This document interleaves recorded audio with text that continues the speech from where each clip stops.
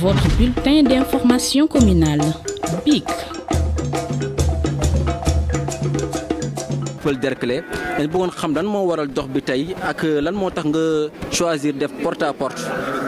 waaw tey moom on est sur la dernière ligne droite si élection législative donc on a choisi de faire la proximité mais en privilégiant les rencontres avec les jeunes au niveau des points café. Tout le monde sait que la force de frappe pour ces élections-là, ça va être les jeunes et les femmes. Mais aussi, c'est l'avenir du pays. Les jeunes, c'est 70% de la population de notre pays. Et les enjeux de cette élection-là vont impacter ces jeunes-là et on a besoin de leur parler, de les informer de ces enjeux pour qu'ils ne perdent pas de vue leur responsabilité, leur devoir citoyen de peser sur la balance. Oui. Si vous regardez bien au niveau des élections municipales, dans la commune de Paul Derklé, on a eu un taux de participation de 48%. Oui. 48%, c'est très faible. Et on a besoin d'aller jusqu'à 70-75% de taux de participation, ce qui voudrait dire que les jeunes se sont impliqués. Et ici, dans la commune, on a le sentiment que les jeunes sont avec la mouvance présidentielle, ils sont avec le Benno Bokk Yakaar. Et nous essayons d'expliquer aux jeunes l'importance pour eux de participer à ces élections. Voilà, donc en vous entendant parler, on voit que vous accordez une place importante à la jeunesse dans votre discours. Donc est-ce que vous avez l'habitude souvent de faire ces visites de courtoisie à la jeunesse hors les élections en fait? Oui, disons que nous avons un programme permanent dans la commune. Nous avons un abonnement par exemple au niveau de Dakar Sacré-Cœur où tous les mercredis on joue au foot avec les jeunes. Oui. Mais nous avons aussi dans les 35 quartiers des cellules qui travaillent et ces cellules sont principalement animées par les jeunes. Il est vrai qu'avec la charge de travail, on n'est pas toujours sur le terrain et pour ces moments d'élection, il est important qu'on soit avec les jeunes, mais qu'on leur porte le discours politique.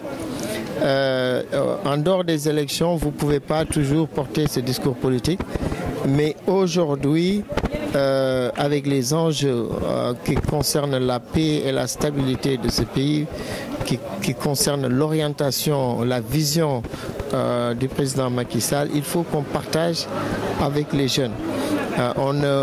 Souvent, on ne parle pas des discours politiques, on s'amuse avec eux, on fait les footings avec eux, on joue au foot avec eux, on fait les randonnées, mais on ne distingue pas les jeunes qu'ils soient d'un bord ou de l'autre. Mais en ces moments cruciaux pour l'avenir du pays, c'est un discours politique qu'on leur tient. D'accord. Donc, vous savez que vous aspirez à devenir député. Et donc, quelle serait votre position concernant la jeunesse à l'Assemblée nationale? Mais la jeunesse, comme je l'ai dit, c'est l'avenir du pays. Nous avons un pays extrêmement jeune et c'est le principal atout. C'est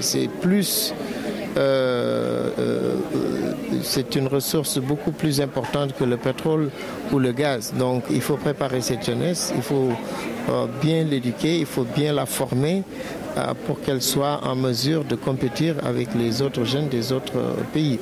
Donc les programmes orientés emploi pour les jeunes, avec les revenus qui vont venir du gaz et du pétrole, on a besoin de travailler avec les jeunes et surtout de leur inculquer cette envie, ce réflexe d'entrepreneuriat. Vous savez que la fonction publique ne peut absorber qu'un minimum et dans tous les pays du monde qui sont émergents, c'est ces jeunes qui créent des entreprises, qui font des start-up, qui osent. Mais pour cela, il faudra des financements, mais il faudra aussi les formations, l'encadrement pour que les incuber, pour qu'ils se prennent en charge et qu'ils puissent attaquer les domaines d'activité qui doivent être les leurs.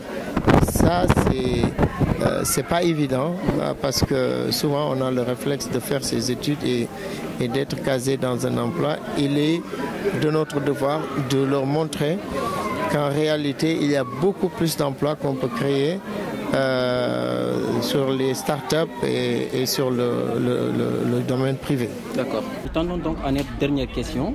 Monsieur, vous savez que toujours vous parlez de la jeunesse, mais nous, pour que vous puissiez nous recevoir aujourd'hui, nous avons enduré énormément de choses. Donc, est-ce que c'est de cette manière aussi que vous, par exemple, votre chargé de com fait avec la jeunesse? Est-ce que vous êtes toujours disponible à répondre aux jeunes? Oui, mais...